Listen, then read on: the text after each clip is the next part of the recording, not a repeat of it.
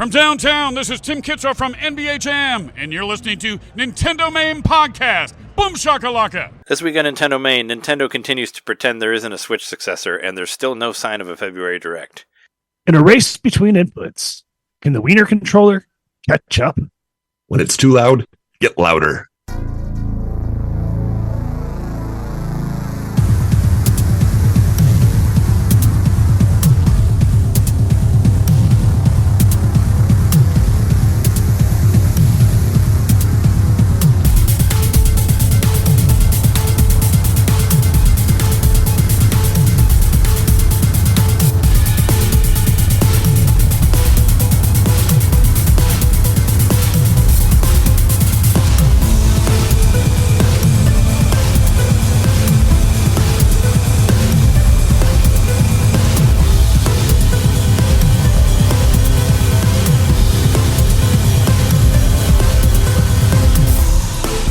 Put ketchup on a wiener. Not allowed. Welcome to NintenDomain Podcast, episode 408. Your place to hear Nintendo fans talk about why there's not a Direct yet this week, and about how wrong I was in my prediction. We are your hosts. I'm Trey, not so crazy Taxi Johnson. I'm Jeremy. Is it over yet? Mikowski. I'm John, Quaker Knitter. You're a Quaker. So, we're back to talk to you about video games and such. Once we start off the show as we normally do and talk about games that we got and games that we've been playing. There's a couple things on my list that I share with at least one of you, so I guess we could talk about those. John, you've been playing more of Postal, Brain Damaged? I have. Well, I went back to it, one, because it's a good game, two, because I had some work being done in my apartment this week. I was getting the floors replaced. So I was in my office, and basically the whole front half of my apartment got new floors. I was trying to get some work done, but quickly discovered that it was just kind of impossible with all the loud noises and banging going on. And so I just resigned myself to, okay, fine, I guess I just have to play video games in here all day. So you just got to kill a bunch of people and pretend it's your floor people. Exactly. No. I mean, not them specifically, just like you're killing the noise of the noise. You're killing it, and it'll be finished when you're done killing things. I did a stream on Friday night of Postal Brain Damaged on Twitch. You can find it on youtube.com/NintenDomain Podcast. It's kind of a thing I've been sitting on for a while, just doing like a themed first-person Fridays is what I was going to call them, and I would just play a different first-person game every week because I have a lot of them. But since our friend Wojtek sent us codes for Postal Brain Damage, and I wanted to do some extra promoting of it, I streamed Postal Brain Damage, and I got pretty far. I don't know how far you are, John, but I found Karen. I found the Karen boss. Have you found her yet? No, not yet. Okay. I had a little bit of a hold up because I got the game pre-release, and I told you guys, but I guess I didn't say it on the show yet. But I got a save bug. Oh yeah. And I was hoping that something would be fixed. You know, this is probably totally isolated to me just because I was playing the game before release, so I wouldn't say, you know. There was an update on Friday that happened before the stream. I got the update, but my save is still corrupted to where I can't save willingly. I can only save at certain points. Like it will autosave, but it's not consistently autosaving. I think I can only essentially get a save when I beat the level. Like I have to play the level all the way through. Oh, geez. And so I got to a point where it was pretty tough, and I got beat, and I got kicked back all the way to the beginning of the level because I don't have saves. And so from there, I just got a little bit frustrated. All right, I need to come back to this later.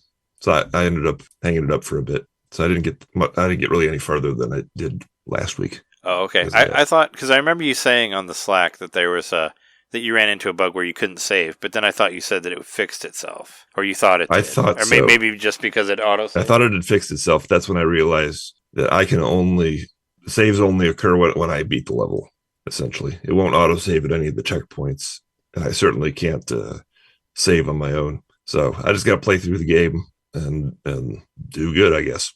But I wouldn't let anybody, I wouldn't say let that deter you from playing the game, because I think it was just because I was playing a pre-release version, and it happened during the pre-release period. Yeah, I was wondering where that happened. Maybe I didn't, because how far did you get? You got into the wall, right? Like you played the Mexico level, and then when you get past that, you get inside the wall. Yeah, I'm inside the wall. Okay, and then I think at the end of that, you get to like a Walmart store type thing, and that's where you fight Yeah, Karen. I haven't gotten that far yet.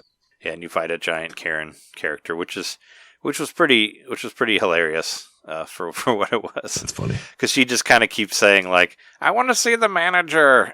She just keeps like saying that over and over again, and she's giant, like she's a really huge like lady, and it's like it's a pretty insane boss battle. I was surprised I made it through without. I think I only died once, and I was on the stream, so I was. I've gotten better at the game. I don't scream at the TV anymore.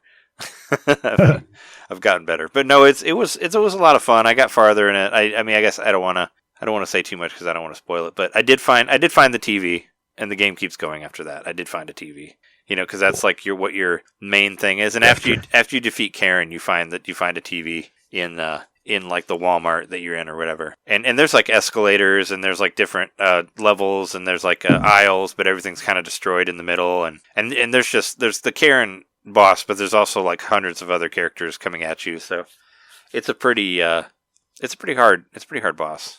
But I made it through. I forgot that you could slide, that you can like do the slide move and go faster. Oh, so yeah. I was sliding like crazy to get away from everybody. And there's a lot of like health stuff like spread around through the level. So you just got to move. You just got to move really quick. Try to get a couple hits in, move really quick, And I have the I don't know if you got to like the chain gun. Like I have the big chain gun which does like a ton of damage. Like the I don't think I have that yet. you know what I'm talking about, the Gatling gun or whatever you want to call it. But and it's like special thing that you can do is you can basically target one thing and then you can shoot anywhere and all the bullets will go to that one target. So you can like target Karen's head and then just kind of run back and just shoot and it'll all just go right to her. And that takes a lot of her damage away. But she'll also she has a bag that she'll put in front of her face and you can't hurt her when she's doing that. So you have to kind of wait for her to move the bag, and she'll like rush you, and there'll be a whole bunch of other people there too. But I killed her with the penetrator, with the wiener. That last hit was the dildo to the face, so that was pretty hilarious. So that was fun. But yeah, I got past that, and then I got the TV, and then you wanted another thing after that. And a lot of games do this, I guess, and it annoys me most of the time, but it didn't really bother me. It kind of did like a Metroid thing, as in like it, you get all your weapons taken away from you, and you get to start from scratch again. Oh. It didn't bother me. But man, there's some cool shit. Like I was in like a hospital, and they started doing like some cool like horror hospital stuff. There was like a windy tunnel that kind of reminded me of like that like the forest dungeon in Ocarina of Time, where like you go through the tunnel and everything moves, like the gravity right. And all that. There's a total part like that that's really cool. And there's these like giant clown faces that shoot small clown faces at you, which I don't like because clowns are freaky. But yeah, it's and there's some really cool set pieces in there. Like there was like a part with this giant clown head that had like these like rows of teeth. Like its like mouth is really huge and had like 5 rows of teeth that like go back into its throat. It's really cool looking. Ugh. Like there's some really cool shit in there. And then you just kind of go to like a haunted house area, and I like that game a lot. I feel like the more I play it, the more I like it. So it's fun. Yeah, it was a lot of fun, and there's going to have to be something huge come out for it to not make my game of the year list. Like it's going to be in there somewhere for me. I'd be really surprised if it wasn't. Too. Yeah, because I think it's really good. It's a perfect game for me because it really gives you the feeling of like the 90s Doom clone, side of, like I said, kind of like Duke Nukem, but I think it's better than Duke Nukem. Like I played Duke Nukem on Switch. Some of those levels are broken and they're just not fun to get through. You're talking about the original Duke Nukem, like the three. I'm talking about Duke Nukem 3D, the one that we played on Switch. Oh, yeah, I mean that was a relic of its time, but this is like 30 years later. This is much better, sure. There's some levels that aren't fun in Duke Nukem. Like there's ones where you have to like stay underwater and go get a key that takes really long and go back and switch a thing in a certain amount of time. I've talked about it before. There are a couple levels that just killed me because they were just tedious and not fun to play through. Like farther Duke Nukem. That's what I'm saying. This one is a lot more fun to play. Of the Duke Nukem ethos. Yeah. I get what you're saying. Not only is it a first-person shooter, but it also has that over-the-top kind of guy cracking wise at you. Yeah, fuckity fuck. Yeah, no, I'm really enjoying it. In fact, I'm considering that maybe, especially because you say there's even more beyond the next level, which I had assumed was going to be the last level, just because the way the game sort of leads up to it. But if there's more, maybe I will just start over because it was a fun game, and we'll start from the beginning. I think you're only like about if you're at the Because the inside of the wall is like the 4th level, maybe? Yep. And I think I made it to like the 6th level. But I don't know, like I got the soundtrack for it, and I was trying to just look at the songs to try to figure out like how many levels were in there, and yeah, I can't tell. But maybe there's like 10. I don't know. I hope to get through it before. I don't know. I want to beat it before the end of the year. I got a lot of months to do that, but I'll do it sooner than later. I also would say to folks wondering about this game who maybe had heard of Postal before, like I was always skeptical of that series. My impression of Postal as a series before was that it was more style over substance. That it went for the what do you say, edgelordiness first and foremost, and maybe put gameplay and quality on the back burner. I don't know, maybe that was true of the past games. I don't know. I never actually played them. That was just my impression of them. But if anybody had that similar impression, I would say set that aside, give this game a try, because it's really fun. It's a quality game, and it doesn't put the edgelordiness ahead of the gameplay. It's like actually a good game first, and then the jokes and everything are piled on top of that. Mm-hmm. And it is supposed to be a dream, by the way. The main character does say that at one point. Like, he's like, this is a dream, so it's fine. Like, whenever he's killing somebody, he kind of said that at one point. So he's like, it's a dream, so don't worry about it. So I was like, okay. The shit that they throw at you, it's really, you don't really feel like that bad about it anymore, because everybody's out to kill you. And even the people who don't, you still need to kill them because you got to get whatever life you can get, as I think I said last week. But yeah, it's cool. Check it out. It's like $25, but it's totally worth it. It's like I said, it's definitely up my alley for those sort of games. Would you mind if I only have one more game that I've played? Yeah, sure. Similar. Go ahead. Lane. You can continue. So on. because I got to that point where I couldn't really get much further, I got kicked back to the beginning. I just got frustrated, and I wanted to set the game aside. But I wanted to still play something in the similar vein. So I went to my folder of basically what's next on deck, and in there was Quake II. I was like, I got to go back to Quake II. So I played Quake II for the rest of the day. I probably played it for 5 or 6 hours that day, and I got really far and just got totally back into it. So it's been a while since I played that one. Got it back in August when it first came out, and now I'm intending on getting through to the end. So I want to say I'm almost there. I don't know how long the game is in total. You're playing the regular Quake, right? Like just the regular straight up Quake the game? PC version, not the N64 one. Okay, yeah, because I beat the 64 version just because that's the one that I know the best. But I didn't play. I played some of the PC version, but it's much different. It's like way different. I just played the 64 one, so I was used to that. But I don't know. I thought maybe I got halfway through it. I was wondering if you were playing it because it was on your like to beat list or something like that, and you're kind of just jumping back into it. Well, I wanted a similar type of game because I was just like it was noisy in the apartment, and I was getting stressed out because I had a feeling like I wanted to actually like do something with my day to be productive, but I couldn't. And so I was like, I need a game that is like next to no logic, just like action and rinse, repeat. Go through the level and just kind of don't think too much. I need to take my mind off this right now to get less stressed and get away from the noise as well. So it was just the perfect genre to go to. And man, Quake II. I only ever played Quake 1 back in the day, and just to see how it evolved after that, it was like, it's kind of like a bridge game between, that first generation, like, 1996, the first person shooter in polygons. 94. To, well, I mean, if you're talking about Doom. I thought Quake 1 was 90. Yeah. I thought you were talking about like the pixel, because Quake is basically 3D Doom is what it is, really. If you break it down, it's the same company. It's basically the evolution of Doom, and Doom was 94 because we just had the 30th anniversary of Doom. And interesting thing, Quake 2 actually was not even a Quake game. Quake 2 is just a game that kind of looks sci-fi, so they're like, let's call it Quake 2 because that'll make it sell. So it really had nothing to do with the original Quake or any of the developers from what I've heard. So it was just a game that looked like it could be a sequel to Quake, so they called it that, because who else would buy it if it was called Space Shooter or whatever the fuck, So it's interesting. But I felt like I could see the path from that first generation of first person shooters to where we are today. And I see how influential Quake 2 was in that path. Yeah, Quake 2 is wonderful. I like that game a lot. I mean, even though I played on the 64, so that's the version that I knew, but it was really cool. I thought it was, I'm sure I mentioned it before, but I thought it was really cool that they used the expansion pack to make it run better instead of like making it look better. Like they used it for for like for RAM power or whatever, and I thought that was interesting. I think that was like one of the few games that did that, and they made it, made a whole deal about it. So, but yeah, Quake is great. I also saw it's not on your notes, but I saw you played a ton of Hitman 3.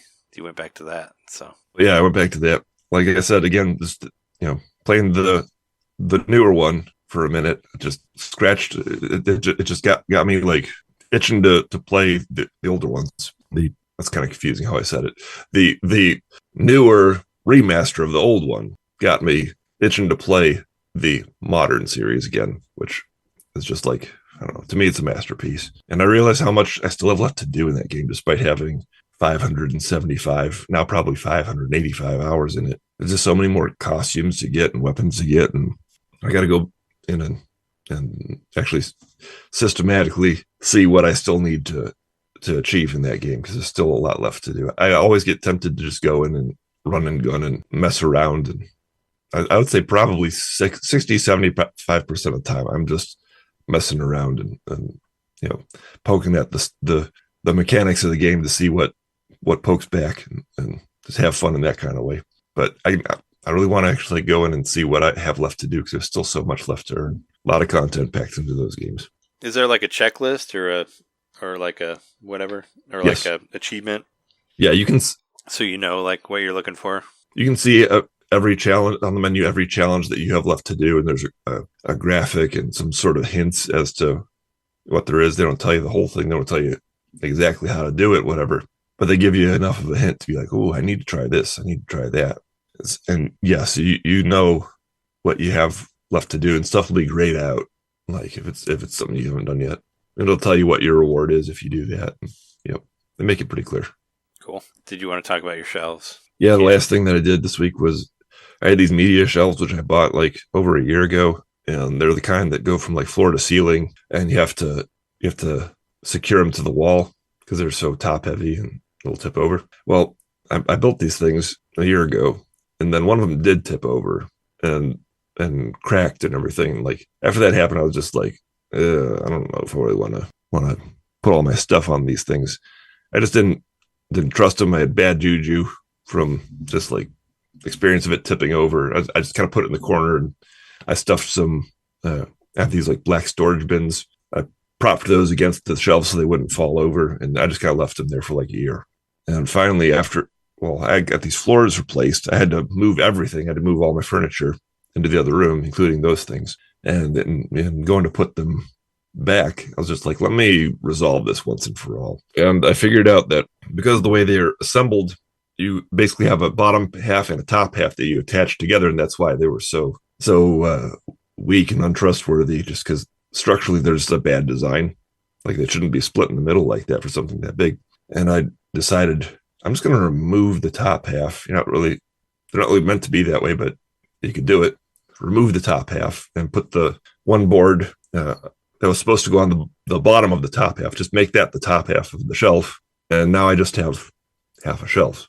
So actually it looks really pretty good that way. It's secured. I just threw out the top half of the shelves, and I was able to finally put up my games, which have been in bins since I moved to this place. So that felt good to actually put all my games out. I don't have a huge collection or anything, but it's my collection, and it's nice to have it up on display. You had a lot more GameCube games than I thought you did. Like I didn't think you ever got a copy of Metroid Prime 1, but I saw it in there. I did get a copy of that around 2010 or so. Before I went to California, I made a stop at GameStop, and maybe that was a little bit before that. Actually, I picked up Metroid Prime, picked up 1080 Avalanche, and Wave Race Blue Storm. Oh, so you have those games all in one go. Yep. I take you didn't play them much, though. I didn't have much time to play them. No, didn't play much. Now that you have everything unpacked, though, you should try to play something. Yeah, that's the next thing, though, is it's inspiring me to figure out how to actually hook up all my systems correctly. I've got all the parts, I've got all the boxes and everything to get the old systems hooked up to the modern TV. I just got to do it. I mean, does your TV have AV plugs still on the back? I think so. It probably does. Yeah, I think so. Because the newer ones don't. So if you have one that does, hold on to it, because you won't be able to. Because like my newer TV, and probably Jeremy's too, doesn't have any AV plugs in the back. Nope. So I got what was it? I just got the HDMI, like the cheap HDMI, adapter for the Wii and like hook it up like that to play my Wii and I could play GameCube games through that too. But it's a whole thing if you have one that doesn't have the plugs on the back like that, which you buy one now, they're not there anymore, which sucks. Because I would say like if you need stuff from like the coax or whatever, you could always like try to use a VCR or something like that to get them on there, or like that. Actually, I don't think it has that. I was gonna say like that like system router thing that you got me that I still have, but it doesn't have coax. Yeah, I've got one of those still. But I use that. I use that for all my old systems pretty much. Like it has all the Nintendo stuff on it. It has like the NES, the Super Nintendo, the 64, and the GameCube all hooked up to that switcher there. And then I have the Genesis and the Dreamcast are on the two other inputs that are on the TV, because the TV has like 3 AV inputs, like on the front and side and back or whatever. It's how I have it set up.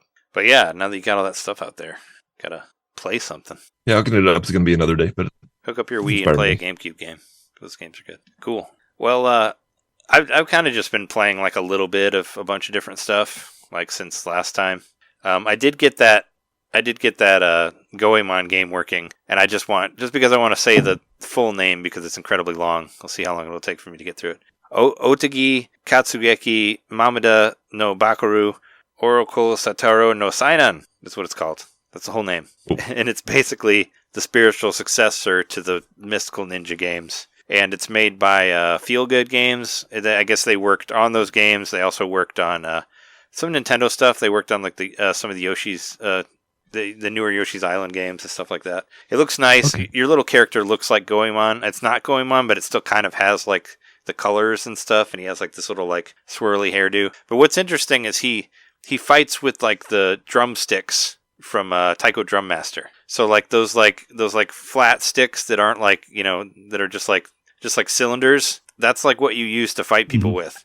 So you do like L and R on the top to control like each hand with the drumstick things. And there's a lot of like drums that you like make rhythms on or whatever. That's like how you beat the game, is you basically unlock a giant drum that you play, and then it does all its like wacky Japanese cat characters jumping out or whatever thing at the end. And I don't know, you can download the demo for free on the Japanese eShop. I recommend giving it a look. It's pretty fun. I used my Google Translate again to try to just figure out. I did it mostly for the shop, because there's a shop you can go to. You can buy life bar upgrades and stuff like that, and I wanted to know what the things were in the shop, so I used my phone for that. And I couldn't afford the upgrades, and I don't know how much is in the demo, because I played like 3 or 4 levels and it didn't end, and I saved and I can still go back to it. So I don't know. It's something. I mean, there's probably a really low chance it'll get like translated, but I don't know. Nintendo Life did a review of it, and I think they gave it an 8, even though they didn't understand any of it because they played it completely in Japanese. They said it was still enjoyable. So, but yeah, it's just like a little colorful, kind of a platformy, kind of like a platformy adventure game. It's sort of like top down for the viewpoint, but yeah, you run around and hit little critters with your drumsticks, and it's very Japanese and all that, and it's fun. It's super colorful. Is it multiplayer? I don't know. I don't think so. I'd have to look. I'd have to translate the Japanese listing of it, but probably not. I'm guessing probably not, because I didn't see any other characters in there. But it was made by the guy who Abisu Mero is actually based on, because his name is like Abisu something or other. Like he was a developer on it. If you don't know, Abisu Mero is like Goemon's sidekick, like the big guy with the twisty mustache, the twisty blue mustache. He was always kind of like the comic relief, or I think he was called Dr. Yang in the really horribly translated American version on Super Nintendo. If you played that, super racist. They were called Kid Ying and Dr. Yang. That's what their names were. Like, what the fuck? Oh. It was really problematic in that translation there. Thankfully, we got better ones for the 64 when the Mystical Ninja 64 and Goemon's Great Adventure came around. So, anyway, it's worth checking out. You could do that. I got WWE 2K Battlegrounds, which is that like sort of arcadey wrestling game. I think we talked about it whenever it was announced for Switch originally. It's on sale still for I don't know how long, but it's like $8 for the base game. I bought the deluxe version because it was only $2 more. I got it for $10, and it's fun.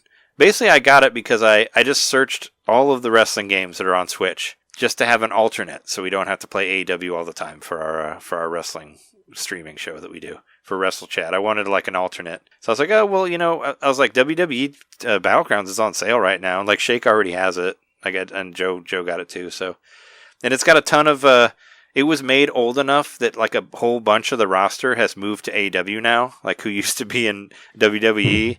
Like maybe like half the people on there are now in AEW, like have left WWE and switched over.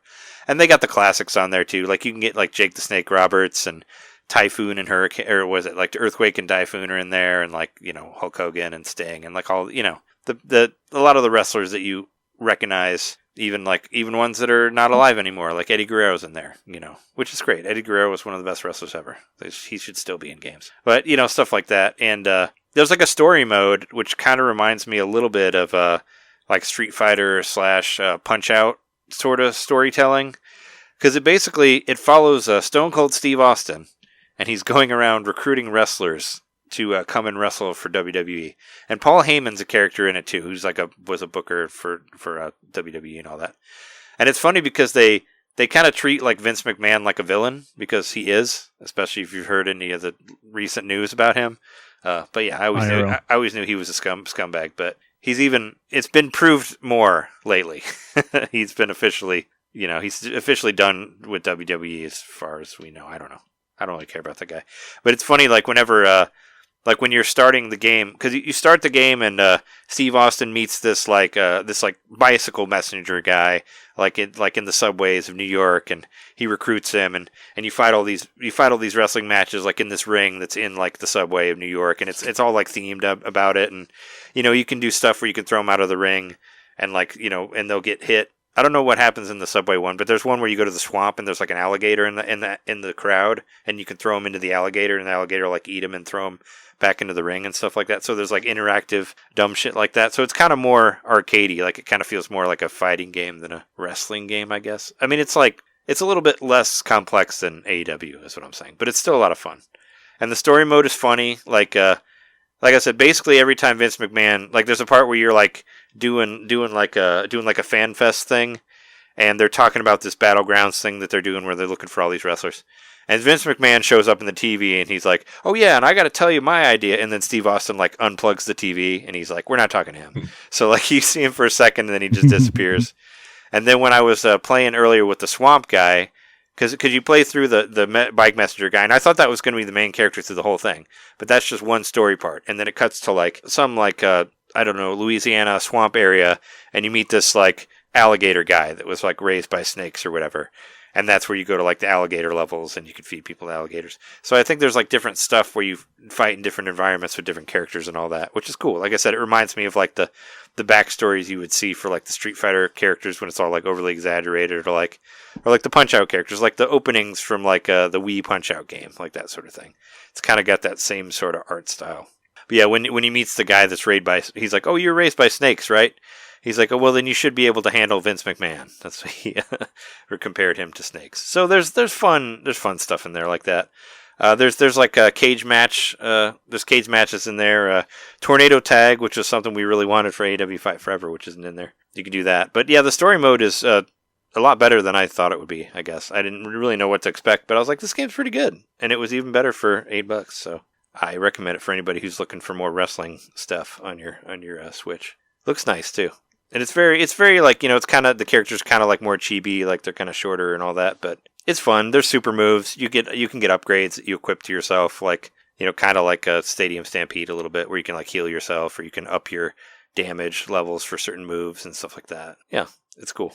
And when you unlock characters, they're in little plastic wrap, like they look like toys, and then they open them, and they come out, and they become your playable characters and all that.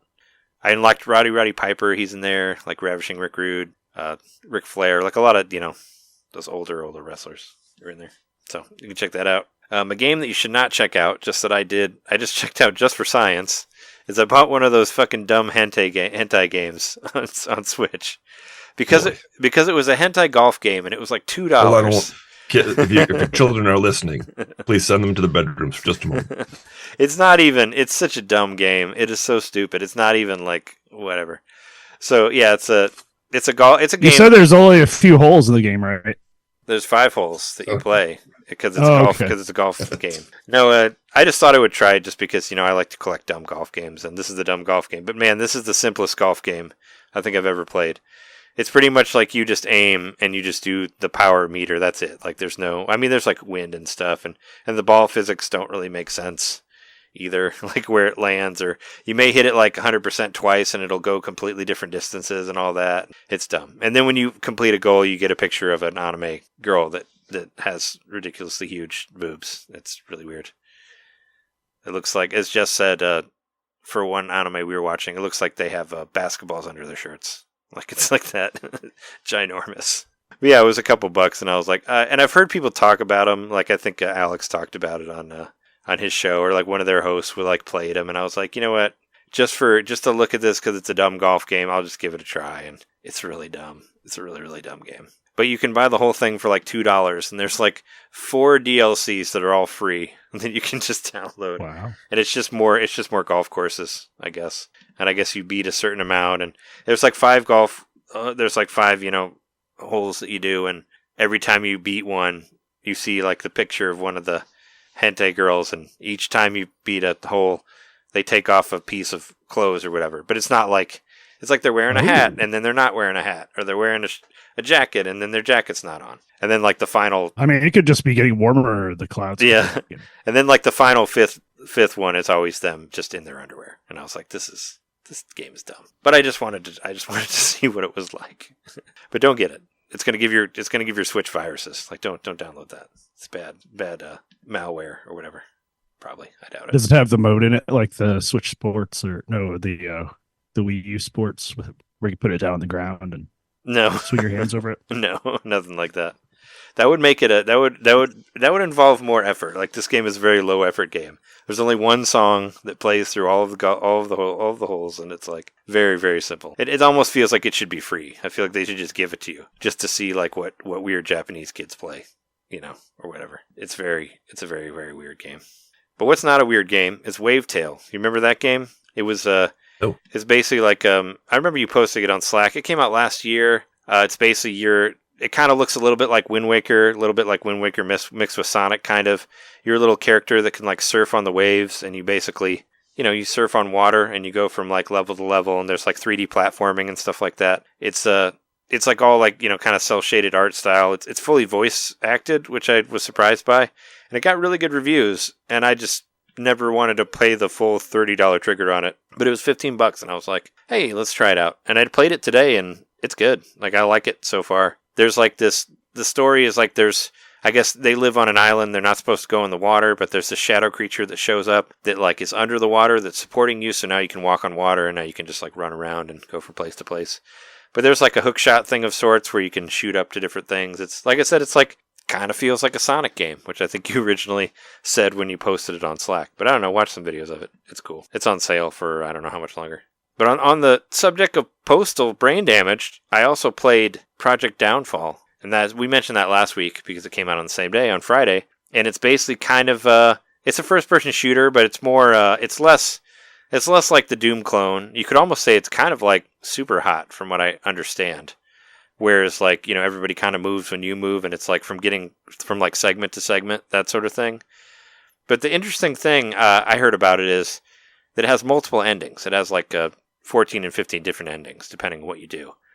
So right when you get to the point where you can actually see people, you can basically kill whoever you want. Like there's cops, there's just homeless people, there's just people just walking around, and you're supposed to just go to work and come home. But you can just do whatever. And from my understanding is that the story kind of branches from there. Like, because I was supposed to just get on the train, and I saw this guy standing in front of the bathroom with a gun, and I was like, well, let's go over there and see what's in the bathroom. So I went and I killed the guy with the gun, and then I went inside the bathroom and I killed the people in the bathroom. But there was a laptop in there, and I found a laptop, and then the story changed to me doing stuff about the laptop and all that. So I was like, well, maybe if I didn't get the laptop, then it would go a completely different way. So it's like that sort of thing. But in your apartment, you start in your apartment. There's copies of Postal 2 in there. The Postal 2 game is like on your coffee table in your living room. So I thought that was kind of interesting that it's not Postal brain damaged. It's Postal 2, like whatever that one was, the guy with the with Uzi on the front. So they're obviously referencing the Postal stuff with this one. And you have like a girlfriend that's maybe like a hologram girlfriend. I don't know. It's hard to tell. But when I was trying to figure out how to play the game, like I didn't really know what to do, and I accidentally punched the TV and broke the TV in my apartment. And now it's like broken. And now whenever I talk to the girlfriend, she just asks me why I broke the TV. which is funny that she actually will say something different because of that. You know, she's like, "Why'd you fucking break the TV?" I'm like, "I don't know." And there's video games inside of it that you can play. You can play like a arcade type stuff, like while you're on the train, like while you're going to your job and stuff like that. There's interactive stuff. It's a weird game. Like I've heard people compared it to like Hotline Miami, but I don't know. I don't know if I would necessarily say that. Maybe because of some of like the neon colors that are in it and that sort of thing. But it was on sale. It's supposed to be like $25, and it was on sale for $16. I was planning on getting it anyway, just because of, you know, first-person shooter. But it's a weird game. But I'm going to try to play through it with at least one ending. I heard it's only a few hours, like since it has multiple endings. So I'll probably play it this week for the First-Person Friday thing and see if I can get to the end. And I'll probably at least try to get a couple different endings on it. But yeah, it's weird. It's a strange game. But you get pills in both of the games. Both of the games have pills that you take that enhance your muscles or whatever. Like between that and Postal Brain Damage. Because later in the game in Postal, I don't think you got there yet, John. You can take like a steroids pill kind of thing that'll make you like super strong. Whereas you can take a pill and then you can like kick a guy across the room like with your kick move. You can do the same thing in Project Downfall, where you take a pill that makes you extra strong and you can kick a guy into another guy, like where you can kind of combo it, like I would guess that you would in like Super Hot, like that sort of thing, you know. So, but it looks very trippy. It's definitely got that cyberpunk-esque, like Blade Runner-y atmosphere. And also, That's very John Wick. Yeah. From the. Oh yeah, the main character is 100% made to look like John Wick, like not even trying to not be John Wick. Like we got the hair, we got the. It looks like Keanu. Like when you look at it, like they're not trying to not be John Wick. Like it's obviously there. So, but I'm fine with that. I mean, we need a John Wick game, a good one. Apparently that other one wasn't great. And I also dusted off my PS4 and started playing Yakuza 5 because I never played that game. That could have been a swan song on our Patreon episode, patreon.com/NintenDomain podcast, when we talked about swan songs, because that was like one that came out towards the end of PS3, and it was digital only. And I think by that time I had moved on to whatever else, and I never picked it up.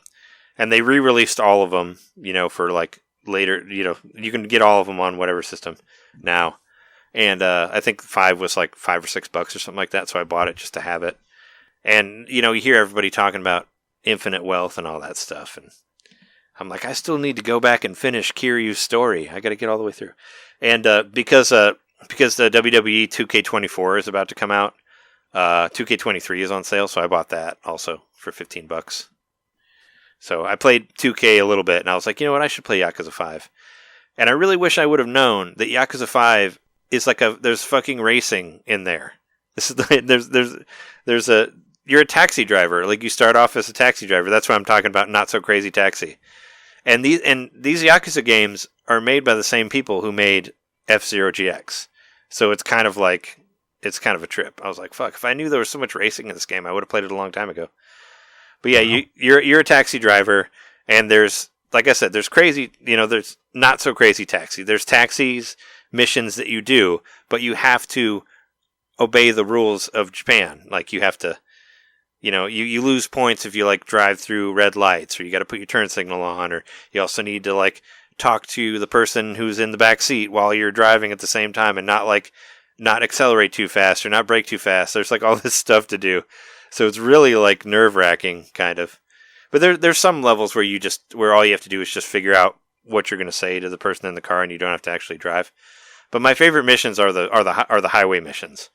Like there's highway races where it is like a full-on racing game, where it's super fast, and you get there's like these spirit moves that you can do in the Yakuza games where you hit the triangle button and you do a special move, and you can do the same thing while you're driving. So there's like different parts of the racetrack where you get there, you can do the special move.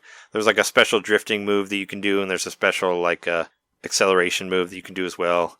And you can kind of do like a power slide, like Mario Kart-esque power slide around turns that'll give you a boost too. So, and you build up, and by doing that, you build up a meter that gives you another boost. But yeah, there's a ton of racing in it. I didn't even know.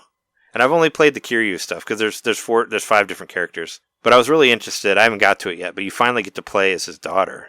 It is actually a playable character, which she's been in it, obviously, since the first game. So we'll see what that's like. I hope you can, like, crush people's head and, like, scratch their face on the ground and stuff like you do with Kiryu. If you can, like, break a bicycle on them or whatever, like his moves. But yeah, that's what I've been doing. Aside from the controllers that Jeremy and I opened during the expansion pack, if you want to talk about that. Sure, yeah. So I've read through some of its paces, the hot dog controller, which we both have now. Yeah. And I can see a little bit about what you feel, Trey. Something I definitely share is that the buttons are clicky. They're very loud, yeah. They're very loud and clicky. And I don't really like super clicky D-pads that much. Well, these are just the face buttons. Yeah, the D-pad is clicky too. But I actually like the way the D-pad feels. The problem that I had with it is I just felt like it was kind of too small. Like I was trying to play stuff like AEW with it, and I was doing terrible. So I ended up just like, I'm just not going to use this. I'm just going to use my regular controller. Because before we started the stream, I was just kind of fucking around with it. And I was playing a match with Nyla Rose, and Nyla Rose has like 3 belts. And I'm like, oh man, I'm going to lose, and she's going to lose all her belts. So I just need to quit. So I just quit and then switched controllers out because I don't want to mess that up. But I did play. I played Street Fighter with it. I played like Street Fighter Alpha. That worked fine. I could nail those Hadokens real easy with it. So for like 2D fighting games, I thought it worked great. I wish you could use it for other systems because I would love to use this for Street Fighter 6 on PS4. It would be perfect because I couldn't find the. I think it's just hard to get controllers that connect to the PlayStation as well as other stuff. Yeah, it said it only worked for Steam and Switch. Like I looked at the box and it didn't say anything about Xbox it said like Steam Deck and like stuff like that. But it's the way all the 8-bit Do controllers are as well. Yeah, I thought you could use them for whatever. But it would be fun to use for Street Fighter 6 because all I really need is 2 analog sticks just for the single player, just so you can move the camera around. But the D-pad on the PS4 controller is not great. I don't like this. I don't like the D-pad that's split up, like the PlayStation one where it's missing the middle. It just never feels right to me. So I just wanted one, like a fighting game pad that has a better one. Actually, that generic controller that I got has a better pad on it. But yeah, it's cool. It's weird. I like the see-through background. I showed it to Jess. They liked it too. So the design of it's cool. But yeah, it feels small. I didn't play F-Zero 99 yet, but I wanted to give it a try. What have you done? Yeah, so I didn't try it on F-Zero 99 either, but the very first thing I wanted to try it on was Super Nintendo games. So I tried the Nintendo Switch Online, and I don't know, I wasn't really feeling it at first. Like I threw on Super Mario World, stuff that I know by heart that I can just like, so I can know if I feel like any lag. And I don't know, I felt like there might have been a little lag. But when I played 3D games, like I threw on the N64 app, played some 1080, played some Mario 64, just stuff like that. It seemed like the analog sticks are really nice and really precise, and I didn't notice any kind of lag there. So I don't know why there'd be lag in one thing and not the other. There probably isn't. I think I probably just don't like the action of the buttons, like they're too tall. So something about the way it feels, I don't like, but I could probably get used to it, I guess. And it's nice to have another controller for that sort of purpose, like if I want to play couch co-op or something with SNES games. But yeah, I don't know. It's fine. It did remind me of this controller, which I bought. I think it was my first 8-bit Do. It's this one. I don't know if you remember these controllers. Oh, yeah. I do. It does look like that, yep. And it looks a lot like it, but it's actually smaller. Shorter, right? Yeah, it looks like it's shorter, but longer. But it's fatter. But this one had these weird buttons, like the R and L are like on the same. Oh, R1 yeah, and yeah. R2. I remember that now. I never liked this controller. I barely used it. Yeah, it would be really hard to try to use both of them because you have to just like reach and then like get the. I think this one actually inside. came with like a. It might have come with like a dongle, but I don't remember. But anyway, it's fine. I mean, if you don't have a lot of Switch controllers and you're just wanting to play like the NES or the online stuff, I want to try Tetris 99. See how I feel about this controller, and it's got a light on it. That's kind of cool. It does like the home button lights up. It does sync itself a lot easier to the Switch than my 8-bit DOS do, so that's good. I had a little trouble, but once I got it working, it seemed like it's fine. It definitely doesn't let you power it on, which I didn't expect, but you can always hope. But that's all I had to say about that controller, unless you had anything else to say, Trey. No, I mean, I don't think so. I mean, it's just like it felt really weird. It felt weird to not have the handles on the bottom that the 8-bit does do. I think that helps it more routed. So it was hard for me to use it for like AW and stuff like that. So I kind of just played it a little bit and set it to the side. Still using this guy here. Yeah, I prefer my modern controllers as well for the modern form factor. Other than that, though, this week, of course, lots of Baldur's Gate because I just want to get through this game, and that's why I said earlier I'm like, I don't know. I'm actually starting to get a little fatigued with it because what happened was I went from. You should take a break and play other games. It's like all you've been playing.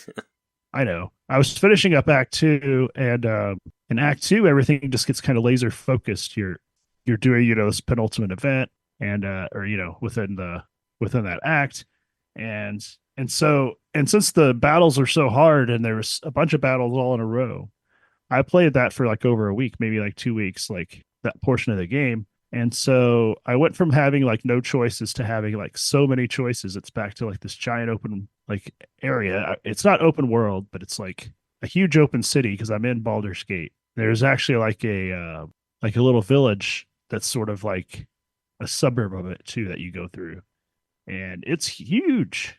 It's giant. There's so many characters to talk to. There's so many side quests and stuff to do, and so I'm kind of back to the beginning in a way. That's why I'm getting a little fatigued, I think, because I kind of want a little bit more focus, but it wants me to just do a lot of hanging out. And my characters are all level 10 now, and my main character has basically just given into the parasites that are kind of the enemy of this game. I kind of like the big bad or these parasites, and I kind of gave into them, and now I'm actually like half mind flayer.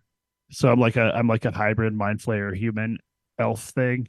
And nobody in my party seems to care. They're all fine with it. But I got these just crazy, stupidly OP abilities now that have made a lot of the like giant battles a lot easier because I can fly anywhere I want now in battle, and I can like click a button and reload all my spells, which is kind of weird. But yeah, I just got all these like crazy abilities because I'm evolved or whatever. So yeah, that's where I've been there. One thing that's been happening to me a lot in this game this week, which has been frustrating, is that it keeps freezing up on me. And it's especially doing it when I'm like managing my inventory, which why? It's not like it's used. It doesn't seem like that would be using a lot of resources of the game or whatever, but it's frozen on me 3 or 4 times. And then I've had to go in and like do all the inventory stuff again, where I'm like, there's so many items in this game and you're always like moving stuff around. And it's actually a pretty shitty inventory system. I've heard other people complain about it at this point, but I spend a lot of time sometimes just reorganizing things, maybe like 30 minutes sometimes, just looking at menus and moving stuff around. And to lose all that, oh my god! Is it like Skyrim, where if you get a certain amount of stuff, you can't walk anymore? Does it do any of that? Like the heaviness? Yeah, you do. I always hated that in games. It's just you get overburdened. It's just annoying. But yeah, one thing that's good about this game is that you will get overburdened, but you can send stuff to your chest back at your camp anytime. So okay, that's good. You just click on whatever the heaviest items are and send them away, or you can like hand them to other people in your party. But yeah, it's still really annoying because you can only carry so much at a time. And another thing that's annoying, but I guess just part of the realism of the game, is that each of the shopkeepers only have a certain amount of money. So they might sell something that costs like 8,000, but I can't sell enough stuff to get 8,000 because they don't have that much money. You know what I mean? I can't like. Oh yeah, because that kind of makes it like more realistic, right? Because they only have a certain amount of money on deck or whatever to buy stuff from. It does. Bank or it's just kind of annoying. You have to go to, or there is a bank, but it's a minimum 10,000 gold fee to start your account because it's like the one the rich people use. I mean, you would just need to warp to another town and sell stuff elsewhere, right? Until you get the amount. Well, that's kind of what I'm doing. So I'm just like cleaning everybody out of their gold and Baldur's Gate that I find. And I'm just trying to get like 8,000 so I can buy this piece of armor that seems really nice. But that's kind of where I'm at in the game now. I'm kind of focused, but I'm kind of not. And I think I'm just, getting a little bit of fatigue. So you're probably right. I probably do need to play some other stuff, but I was hoping to beat this game by the end of January, and we're a week into February now. That's true. We were on the 7th. That's one of the reasons I've been persisting. Official. I do want to actually see credits on it. Well, it's. I mean, I figured you put like 100 some hours into that, and it's. I mean, I that's a lot of endurance to like just put 100 hours like just into one game, like play after play after play after play. That's just how I always. how I yeah. am. I mean, I guess you put like 300 hours into Tears of the Kingdom, but I still need a break. It took me like months to get through Xenoblade Chronicles 3, even though I love that game, but I just can't sit down and just go straight through it because I get too distracted. Obviously, I played like 20 games this week. So. Well, when I want to beat something, I put a lot of pressure on myself to do it. So that's another thing. But I mean, I'm enjoying myself while I'm doing it. I did finally get laid in the game, so that's cool. And that was the was it a bear? No, Sleep with a bear. But it's the character that I've had in my party since the beginning, and she's like a follower of Shar, the goddess of grief, pretty much. But it's also like kind of the goddess of like death and nihilism. Anyway, I finally hooked up with her, even though she's saying that she's basically got to be like an ascetic for the purpose of her religion. She's got, well, not like an ascetic, but like just like more like a nun or a monk. But she hooked up with me anyway. I talked her into it through dialogue choices. Not like, not in a creepy way. It just. Did you like roll for charisma or charm or whatever? I mean, I've been doing that the whole game as far as with dialogue choices and stuff that I made with that character. So. Anyway, that happened, and it was, it was cool. Another check off the list of things I've done in the game. And then later on, like, not long after that, another character joined the party who actually ended up being this character's fucked a lot of people over in my party, and nobody likes her. She joined the party, and she was like, hey, you want to hook up or whatever? I was like, I'm just going to see if I can, because I don't think you can't. If you're in a relationship or whatever, but no, she didn't care. I know you can. And so I hooked up with the devil lady. That was crazy because it was like all about like spiritual S&M or something. It's hard to explain. But anyway, it was about like getting sexual thrill from the suffering of others, but like just observing it as the bad stuff that's already happening in the world or whatever. It was fucked up. But anyway, after we like got done, the one person was standing there like, hey, you could have told me you wanted to do that. I would have been fine with it. And I was like, oh, she's probably not really fine with it though. And she doesn't treat me any differently. Like she's just fine with it. So whatever. Yeah, I heard about that with other characters, like from Axel Blood God. I guess like Nadi was the same thing. Was like somebody's like, hey, you want to bang? And she asked like her boyfriend or whatever, and they're like, yeah, whatever, I don't care. And then it's just like, yeah, and you could just I've heard the whole rolling polycule or whatever analogy. That's sort of what it kind of is. But yeah, whatever. I don't know. That's something I can check off my list of the game. And then what else? I think that's pretty much it. Yeah, hopefully I'll be done with this game soon. But in the meantime, I did queue up the Final Fantasy demo, the new demo. I think that just say Final Fantasy Rebirth, aka Final Fantasy Remake 2 demo is out now. Which Final Fantasy Remake had a demo too, but that one was on PS4. And this one is not. I think it had 2 different demos. I thought it was just one. I don't know. I only played one, but they do. Square does demos like crazy. Yeah. That's one good thing about them. But yeah, they had didn't they have like a Final Fantasy event or something like that, like day or two ago? I didn't keep up with it. I thought they had some sort of stream or something this week that was where I'm it was not sure. announced from. Remember. But yeah, I'm going to try that out. Well, there was going to be a state of play just for that, so maybe that's what that was. Yeah, maybe that's it. And that's probably when they announced that the demo was available. But yeah, I'm going to play that, and then I also, I guess, if you sign up for $5 a month through EA on your PlayStation, you can like play EA games as like a subscription thing.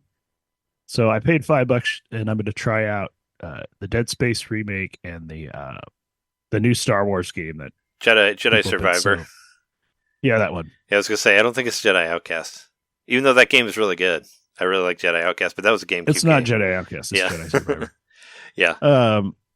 So far, it looks really nice. I played a little bit of it, not very much. All I've done is platforming. I haven't done any like battling yet.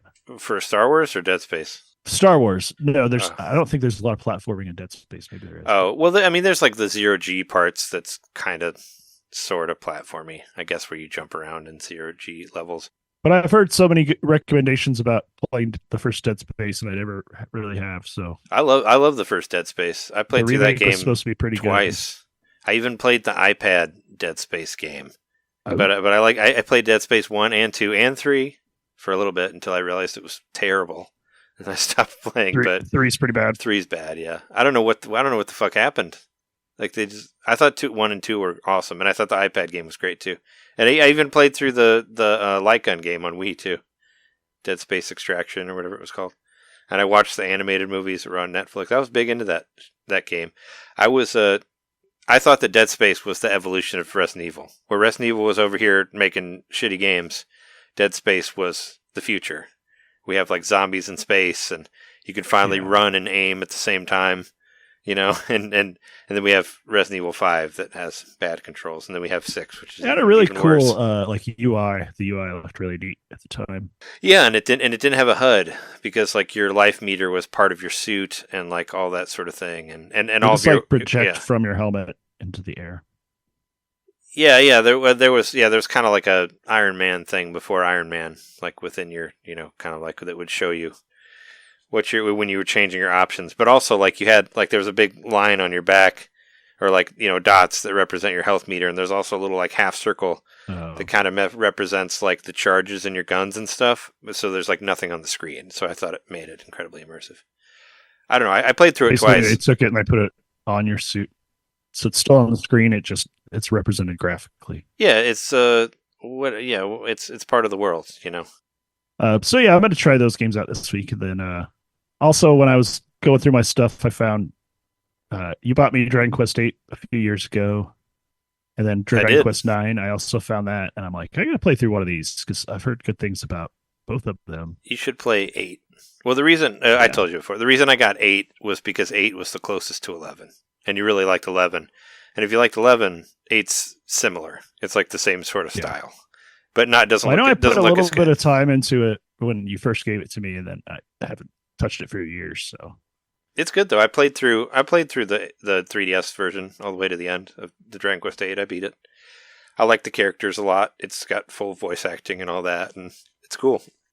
Yeah, I just have found myself wanting to play another more traditional RPG after this. Plus, I've been listening to a lot of the Pantheons of the Blood God on Blood God podcast, since I just upped my subscription rate recently, and so those have been making me want to play more Dragon Quest games, and of course Builders 2, which I finished a few months ago. What was it? Which like Pantheon episode like made you up your subscription? 11 was Dragon. Did they do one on Dragon Quest 11? I just wanted to listen to them.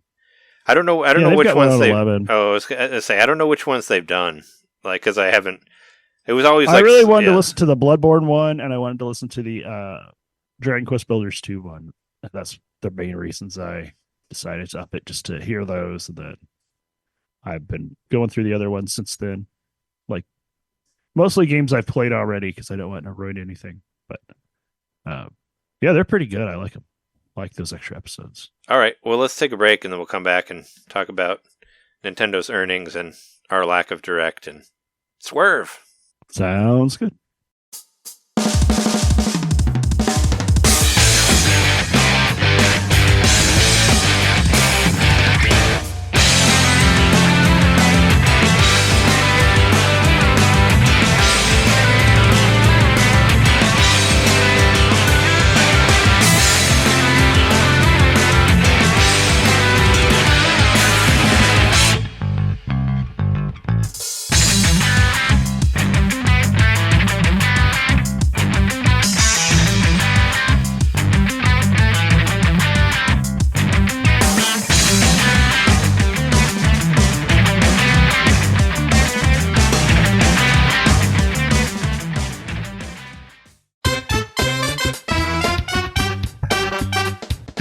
Hey, you. It's me, Mario. Yeah, you. Subscribe to our Patreon to hear our bonus shows, which happen every month. I'm tired. Tired of all the big corporate podcasts spoon-feeding you the same old video game news on every single show? Ah, spaghetti. Ah, ravioli. Then expand! With NintenDomain Expansion Pack. It's us talking about old games that were important to us. It's us interviewing people that we meet at conventions. And heck, it's live shows from those same conventions. It's basically everything you could want that NintenDomain ever made. Here we go! And it's just $1 a month. That's less than a bad indie on the eShop. It's $12 a year, which is less than Nintendo Switch Online. Thank you so much for subscribing to our Patreon and supporting NintenDomain. Just go to patreon.com/NintenDomain podcast and hey, Mario, let go. Whoa! He's throwing us back to the show. So long, Bowser. Patreon.com/NintenDomain podcast. Game over.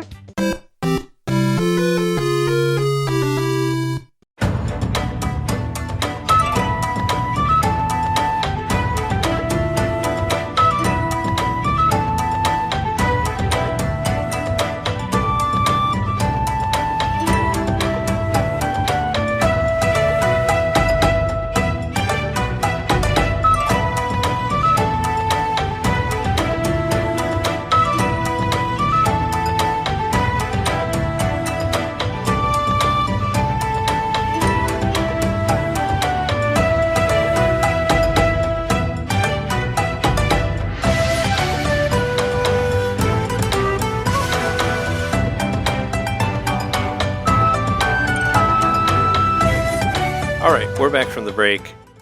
Let's talk about some news. News. Don't snooze or you miss the news. We still don't have a Nintendo Direct. I was pretty sure that was going to happen this week. I think a lot of people were too.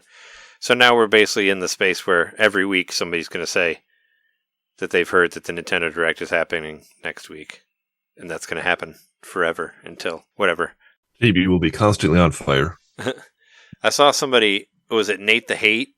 I've heard that name before, saying that we were going to get a partner showcase in February and that we were going to get a direct based on the Switch 2 in March, which I'm like, I don't know. I still don't feel like the Switch 2 is going to get a direct. I think it's just going to get a trailer, just like the original Switch did. I don't know. But who knows? I still think the direct's going to be before. I still think that's too early, even if it is. Yeah. We'll get a teaser before we get a full direct on the Switch 2. That's just kind of how things have happened. Like, remember the little Mario but peeking behind the curtain? Ooh, this is what's coming up next, Yeah, but we didn't get a direct. Well, it was like an event, I guess, for Switch. It wasn't like a direct really though. I mean, it's like I just remember Splatoon guy making a bunch of poses. I mean, I thought they called it a direct, but it was more of a media of it because there were people there and stuff. Yeah. They were like showed it off in the glass case. Yeah, we got to see that glass case Switch. Well, a different one. I don't know. I feel like a direct or a trailer for the Switch 2 in March seems early, since they still need to get the Princess Peach game out at the end of the month. It seems a little early, I guess, because I don't know. I feel like they still want to sell some of their stuff halfway through the year before they present it. Thoughts? Maybe they even said that Switch would be their main business in 2024. They did, yeah. That points too. I think no reveal or certainly no launch until later half of the year if it happens this year, which I think it will. I think maybe like a June reveal, something like that. They did like their financial review, right? As they normally do around this time, and the sales are like 139 million. Right. Yeah, and they said the Switch will be the main business. Now, I originally thought that was just kind of, candidly saying Switch will be the main business, but that could also mean Switch 2 because they have the same name, if that is what it's called. I don't know. Well, it's also saying... It's like Third Pillar, right? All over again, where it's like we're not giving up on the Game Boy Advance, but we are. If Switch 2 comes out this year, it's going to be at the later part of the year, and Switch is going to be the main business for the year. Yeah. I mean, I didn't think it would come out until like the second half. So I would think it'd be the big holiday thing. Yeah, Nintendo's got a lot smarter about about showing their hand in recent years. Like, gone are the days when they show something, a year or 2 years in advance. Nintendo seems to show things at earliest like 6 months in advance now. Like, we learned about Tears of the Kingdom not that long before it actually came out. Maybe I think it was like 6 months or something. And Well, so we thought it was gonna get delayed again because they weren't talking about it leading up to it as much, and it was getting a little scary. right. I mean, of course, yeah, we got the teaser. We heard about 2 years ahead or whatever. The Breath of the Wild 2 is in development, whatever. But they didn't like do an actual reveal for like 6 months out. Of course, there's going to be another Zelda coming out, and of course they have to that's a huge machine. Maybe that's a bad example because they have to constantly let people know, hey, something else is coming out. But as far as like new systems or brand new games out of the blue, I think Nintendo is doing like no more than 6 months before. Yeah, for sure. When did we first hear about Princess Peach? That feels like 3 months ago, maybe. I mean, that was whatever. Or not next month. That was like whatever the last direct was, right? Before the end of the year, which I don't know. I don't remember when exactly that was. You can go back and look at our archives to find out. Maybe a June reveal for Switch 2. I would think that they would, maybe they would do it as like an E3. I mean, E3's dead, but they still do. They still do a direct around that time, so it could be, Ghost of E3 time or whatever they call it now. So you heard it here first. Leakers at NintenDomain say Switch 2 revealed in June. Yeah. When do we get on these articles? I can't wait to find out what it's actually called, and just feel so dumb about calling it Switch 2 for so long. I did file. Speaking of trying to get heard, I did file a complaint directly to Ubisoft about my Prince of Persia misery. I did send an email directly to their PR department or whatever. So basically, all they did was email me back and say like, "Is your issue solved?" And I said no. And then they sent me another email that said, "Oh, your issue must be solved." And I'm like, "Wait, no." I said no. What is this? So I have to get into my account and reopen my case or whatever. It's just I'm not actually talking to a person. It's just like some robot that's just returning, So I haven't really got anywhere. But I did mention it on the NVC group. It's AI Rain Man. I commented on one of Janet's posts about it too, and she responded back about it. She said that there had been bugs, but hadn't seen anything as extreme as my bug.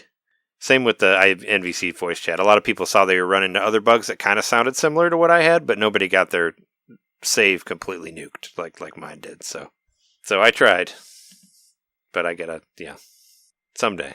I'll just have to start again from the beginning or something. You have to go to the doors of Ubisoft and knock. I mean, what would they do for me? I don't want them to refund their money. I just want the game to work. I just want them to make the game work. This is what I want. They'll introduce you to Rayman's creator. You guys can become friends. Yeah, sure. Speaking of games that work or might work, there's been a lot of rumors about Hi-Fi Rush becoming for all systems, but there's stuff about Xbox in general just becoming for all systems, right? I saw a whole bunch of stuff about them just being, and they already kind of have been. They've kind of mentioned that they don't really care about being. They want to just be more of a essence than a system. It seems like they want an Xbox to be available on everything, even if it's not an Xbox. That's what it seems like to me. I don't know. I mean, they work for Windows, so right. Yeah, I just want to see. As most people do, I'd like to see Game Pass show up on Switch at some point. I mean, Microsoft's the ones that have reliably taken a loss for their consoles, right? Initially, they've always just wanted to get people to buy the software, the accessories and stuff. It works over time if people stick with your console, but I think they're just seeing the writing on the walls that the console's going away anyway, at least what we know it as now. And so they're like, well, we could save a lot of money on manufacturing if we stop making consoles. Yeah, I guess. Because, as it stands, I think the Xbox is essentially just a gaming PC. Yeah. And they've got a different, road to go down as from Nintendo would, where Microsoft has their gaming business is just one piece of their whole business, and It's more like they have to. I think they got into gaming out of like a necessity, out of saying like, well, computers are coming to the living room. This is back in late '90s, 2001. How can we stake our claim in having a computer in the living room? Well, we got to put a box under everybody's TV, and that's our way to do it. But now, things are different, and we can take our TVs, quote unquote, everywhere, and it just makes more sense from Microsoft's standpoint to just be more of like a cloud-based kind of thing, perhaps. Or just, I mean, the software is going to keep getting miniaturized, or not software, the hardware is just going to keep getting more and more miniaturized over time. So, you already have TVs that's built in consoles. That's been a thing for a while, but I could see Xbox somehow, or Microsoft somehow implementing that to some companies' TVs. And there you go. It's just built into the TV from the get-go. Yeah. I for one, I'd like to try out Hi-Fi Rush, so hopefully it comes to Switch. I've heard it compared to GameCube games, so you know how I feel about those. So Hi-Fi Rush is the chat grind one. Is it like Jack Grind? I was just going to say, I really know nothing about it. I don't really know anything about it either. I just heard it had like mad GameCube vibes. But it's some sort of rhythm thing that involves like licensed music. So I don't know. Is it like a puzzle game? I have no idea. No, I'm thinking of something else. I have no idea. I don't know. I'll figure it out later. I was trying to play a video of it, but it wasn't playing. So I think the big news of the week, I know that's what everybody's talking about. That's what I'm talking about. Is that we finally got another DLC character for AEW Fight Forever. About time. We got Swerve Strickland is coming. He was a wrestler that we all wanted for a long time. Us on Wrestle Chat, we want him. There's a good chance he's going to have a title belt with Samoa Joe coming up on the next pay-per-view event. So it's pretty cool. I've been wanting to see him in there for a long time. He's one, he was a WWE wrestler, I think, as well. But he's like basically the sign of season 3. So they're keeping it going. We'll see how much that costs. You can buy it for $30 now too. The whole game. AEW is $30 brand new. So dropping the prices on that. But it comes out next week too on the 14th, and it comes with a new stage, so you get to play on I think it's the Bash at the Beach venue, so it's outside. So there you go. Hopefully there's some destructible stuff by the ring, and hopefully they fix the online. Because we're still running into a lot of trouble with it, trying to play online. I was saying on the chat on the stream that I would pay $30 just to get the online fixed if I had to. I would just be like, I'll pay you $30 for DLC that just fixes the online, so we don't have to keep restarting it whenever it freezes. There's so much backlash for that. I know, but I want it to work. That I would pay money if it guaranteed that it worked. I would rather need to release an expansion pack for it. I would rather where it's like season 3 will fix the online, and I'll be like, fine, I'll pay for it. Just fix it, damn it. So I don't know. But right off the press, John posted it in the Slack right before we started. But Ease 1 is coming to Switch. I'm really curious to see which version it is because there's different. It was released in various different ways. From like the Famicom to like MS-DOS to. So I remember seeing Ease the first time was written in the Game Genie codebook for the Super Nintendo that I had, because it was like, because of like alphabetical order, it showed up at the very end, or like towards the end, and I was like, "What is Wise? Wanderers from Wise?" Yeah, and that's what I thought it was called up until like 5 years ago. I mean, I didn't know what it was called until I played Ease 8, until Lacrimosa of Dana came out. Then I finally figured out the proper enunciation of Ease.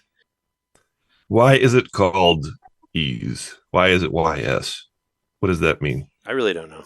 And you've played the games. I still don't know? I don't know. I don't know Ease in itself, or Ease, or I've heard people call it Ease or Yeez, but I don't know what that means. Is it like a planet in itself? What does it? What is that? I don't know. I just know. Yeah, I don't know. I know in Spanish, like if you put just a Y, it's like it's just pronounced E because it's like it means and. So maybe it's ands the game. Yeah, I mean it's not in Spanish though; it's in Japanese. Doesn't mean they're not referencing Spanish. Yeah. Are there two characters in the game? Yeah, it represents there's an and. Normally, yeah. I mean, there's going back to the beginning. There's Adol and Dogi were like the two main people. So Now it's like evil Adol and good Adol or something. well, there was 2 different time period Adols in Ys 9 when I was playing that. Gotcha. American Adol with Paula Abdul. Okay, I found something on Reddit under the Reddit World of Ease. Somebody If saying, it's on Reddit, it's probably true.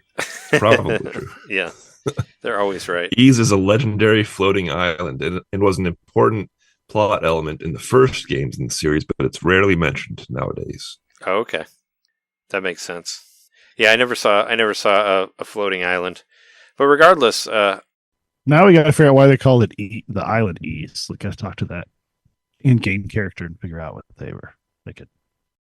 I've always wanted to play the first couple ones. Like I know what Ys, what was the system that had a Rondo of Blood on it? Like it was on the Genesis. No, Rondo of Blood. Oh, That's yeah, not- that's that's not a Genesis CDI, not CDI. PC Engine, yeah. The PC Engine, that's the one I was trying to think of. The Ys 1 and 2 PC Engine version is supposed to be really good, but I don't know if they're pulling from that or if they're pulling from the original. So I'm really interested to see. But you just like run into the enemies. Yeah, it's the bump and grind combat or whatever you want to call it, where you run into Bump and people grind. to level up or to fight or whatnot. That was like you don't that. get any XP if you just stand against the wall. So yeah, I think it was like that for the first 3, maybe 4 of Ys before it became full on, action and all that. I mean, it's always been action. now but- they discourage bumping and grinding. Yeah, now you get hurt if you run into people. But I think for the first 3 or 4 Ys games, there were different versions depending on what you played it on. Like I think Ys 3 was completely different whether you played it on Genesis or Super Nintendo or Super Famicom, I guess. So yeah, I'm really curious. I like those games. They've always just been have sick soundtracks, great battle systems, and all that. So I want to try that out. This is some big news that broke today.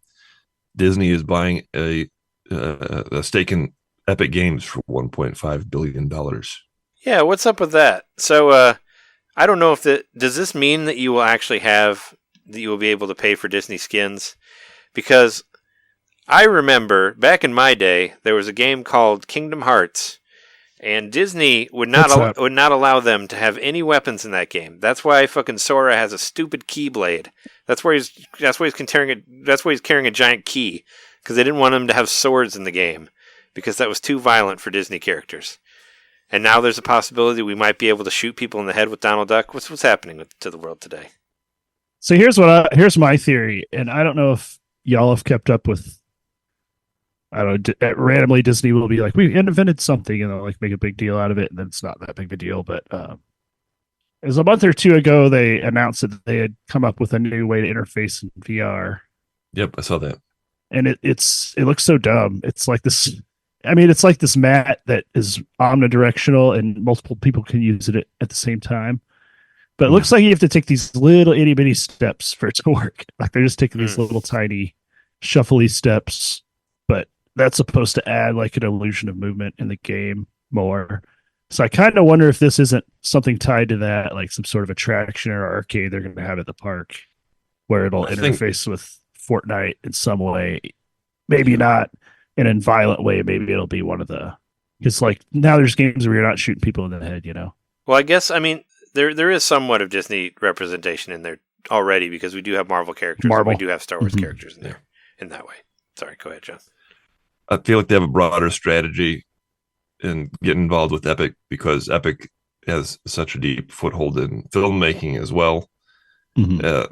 And Disney, I think, has never really found a great foothold in gaming, and so they could give them a leg up on that. And I don't know, it makes a lot of sense. As as much as I don't like seeing giant corporations come together, strategically, I think it makes sense. Yeah, it seemed like maybe they were just going to do, maybe they're just going to show the beginning of a Star Wars movie again on Fortnite, because that worked so well for Rise of Skywalker. The opening scroll of Rise of Skywalker was referencing an event from Fortnite. So maybe they want to do that again, because it worked so well for them in that movie. That's why they haven't made a movie since. And as far as I know, J.J. Abrams has not had a project since that either.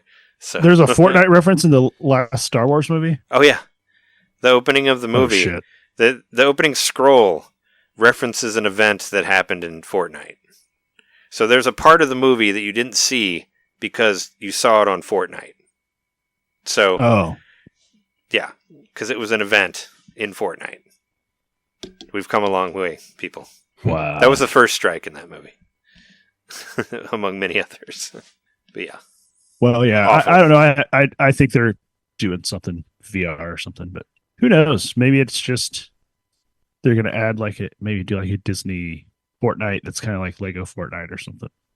I just want to shoot people with Donald Duck. Let's do it. It'll be fun.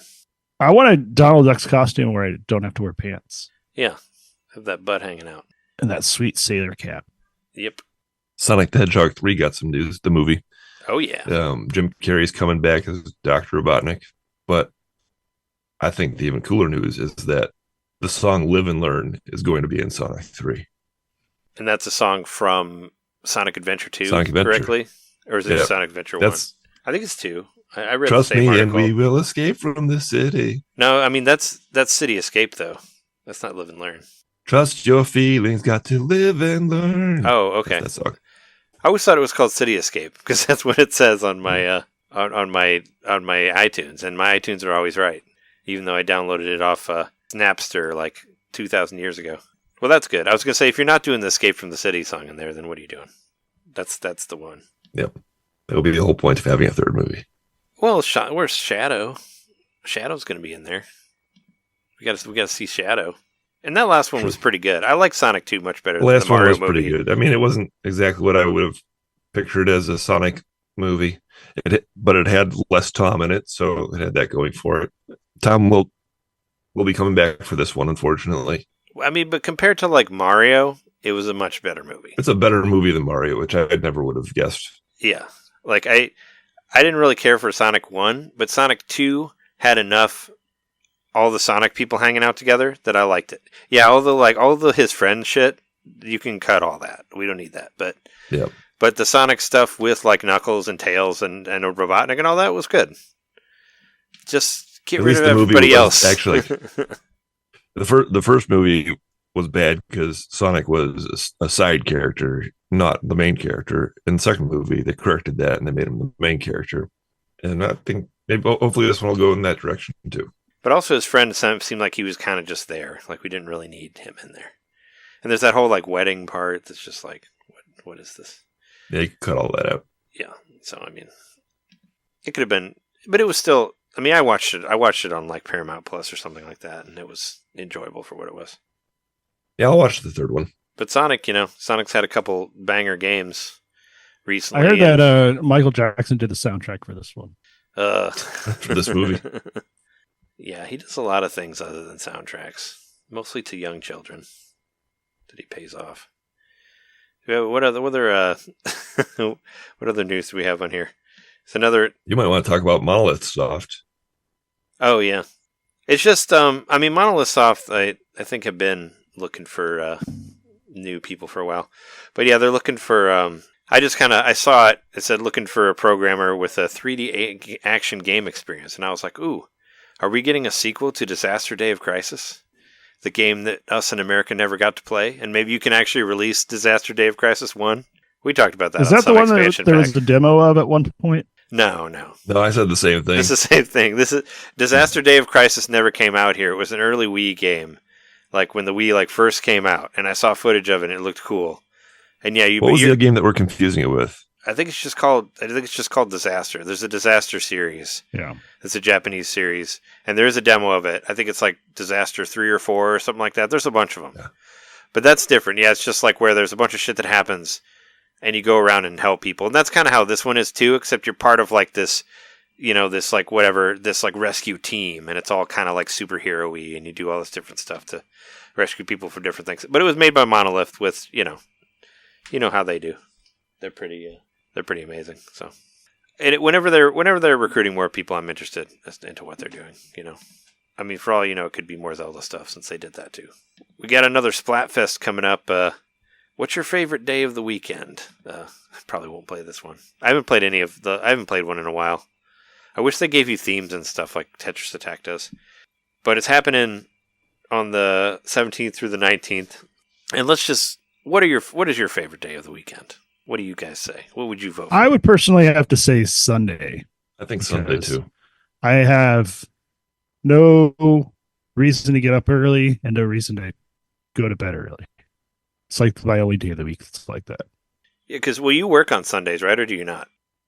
I don't. Oh, So okay. I have Sunday, Monday off now. So Sunday is your weekend. Yeah, it kind of depends. Like my work schedule's all over the place. So most of the weekdays are pretty good for me because I'm not editing or anything. So I have time for those days. But when I deliver and stuff, I deliver like Friday, Saturday, Sunday.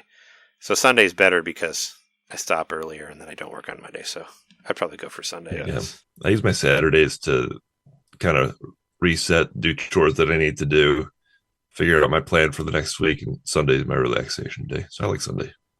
yeah. When in the football season, Jess and I drink Bloody Marys and watch football. So Sunday's fun for that. Sunday fun day. Yep. Whenever I'm available. So let me check the news real quick and see if there's anything we're missing. But is there anything you want to talk about on here before we go? I'm good. Yeah, I think I'm pretty good.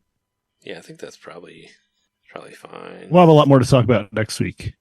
I hope Fingers so. crossed. We did actually get an email. We got an interesting email that I can read. Oh. Hopefully I emailed them back, but I haven't gotten a response yet. But hopefully we can make something happen with it. Do you guys remember Antal, who was on our show? Yeah. All right, here it is. We got an email from Antal saying, "Subject, something cool to show you. Hi, I was on your podcast a few years ago. There's no way to link pictures, but I have a rather rare Wii. I don't know if y'all care about Nintendo history or not. Of course we do. But it's an interesting find. It's a We Did It, quote unquote, Wii, that was given to ATI employees, we think, with Broadon and NEC logos also etched into it. It also has a graphics chip. Let me know if you're interested in seeing pictures. We could even talk about it on the podcast if you're interested." Oh, hell yeah. Definitely interested. Has anybody heard of this Wii? The Wii? No, I got a haven't. picture of it right here, though. I wonder if you it's found it. related to, if it's like people that manufactured like the components for it or something. Yeah, look up ATI. We did it. It'll turn up. Yeah. So definitely. Hopefully we can get in touch and talk about it at a future time because it sounds very cool. And thank you for emailing us through the website as you can. If you go to NintenDomainPodcast.com, you can email us through there if you have anything you want to talk to us about on our show and questions and whatever, that sort of thing. Yeah, I got to hear how we got that. And if you like hearing us and we want to hear bonus shows and support the podcast, go to patreon.com/NintendoMainPodcast. We just did kind of a follow-up episode to a couple episodes ago where we talked about John's OC remix, Empire. And we basically went back and we talked about our top 5 favorite OC remix songs. And it's kind of like a radio show. We introduce the songs and then we play the songs in their entirety. And then we talk about our thoughts on them. So it's kind of a great episode. It's kind of a different format, but I thought it was fun and it was easier for me to edit because there was less talking in it. But yeah. Definitely makes me want to do more music episodes. That was fun. Yeah, definitely. Yeah, I want to do some more. I had so many that I had to cut from the list that I wish I could have talked about. It'd be cool to go back and do that again. Yeah, but it was fun. We talked about our history with them and with the songs and how we listened to them and the games and whatnot. And it was cool. You can give it a listen for just $1. And also $5 and above, you'll get early videos of us and WRT radio, and you can also get merch and you'll get stuff sent to you like pictures and stickers. And I think 15 and above, you get posters and whatnot and mugs, that sort of thing, sent to you from Patreon. So that's cool. Then you can also check out our videos at youtube.com/NintendoMainPodcast. And you can find me streaming AEW with Joe on Monday nights, 11:30 for our Wrestle Chat. And also First Person Fridays. I'll try to keep that going for as long as I can on Fridays at 11:30, 12, that sort of time. So check that out. And you can find the videos on YouTube after if you miss them. And you can find Jeremy and I on that one site at JMaxStack and at Nintendo_domain over there. Did you see that Blue Sky is open invitation or anyone can go? I should try it. I actually have an invite for it that I never used. It's a lot of effort to make another thing, but I should, I guess, because trash fire, whatever. But that's every social media site. Facebook isn't any better, trust me. Facebook is the first Facebook's trash fire scary. of everything. Yeah. The only reason I'm on any social media is because of this show. Like, really, if I didn't have a podcast, I wouldn't touch Facebook's any like of that. them. That one of those like coal mines that's been on fire for like decades. I mean, Facebook was part of. I mean, aside from It's like smoldering under the ground. aside from like QAnon and hackers was like a main reason that Trump was elected, because of fake news and whatnot that they will send to you if you listen to that bullshit. So yeah, fun stuff. Join our group on Facebook. We have a fan group on Facebook. If you still use that trash It's not fire a trash website. fire. Not our community. Maybe we'll no. actually get a Discord going someday. We have one. There's just nobody on it. I don't even use the other Discord, really. Just use it to talk on the stream. But yeah, that's been episode 408. We've been your hosts. I'm Trey Johnson. Jerry McCaskey. John Knitter. And thanks everybody for listening. We'll see you next time. We You. No, you.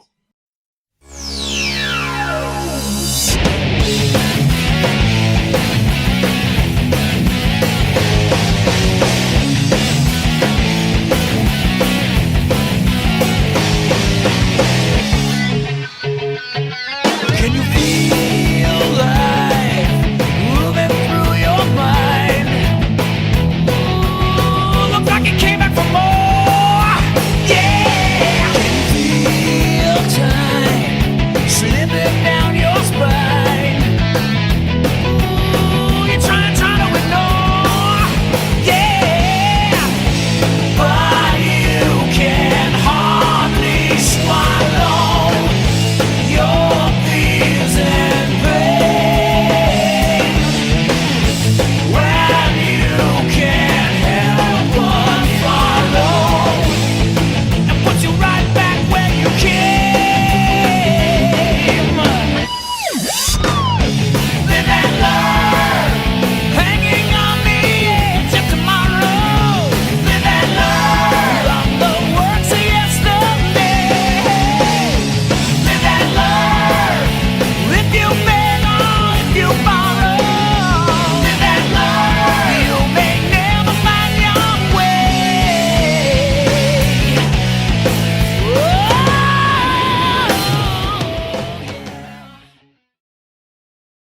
I don't think you can hear us. Can you hear us? who? You, Jeremy? Can you hear Oh, anything? did I freeze? Yeah. Yep. Did you not hear the intro? Am I back? You're back. You're moving. No, I didn't hear anything. Okay. It was just kind of like, what? Here, I'll read it again. We're both waiting on you to say you're saying. You're just in deep thought.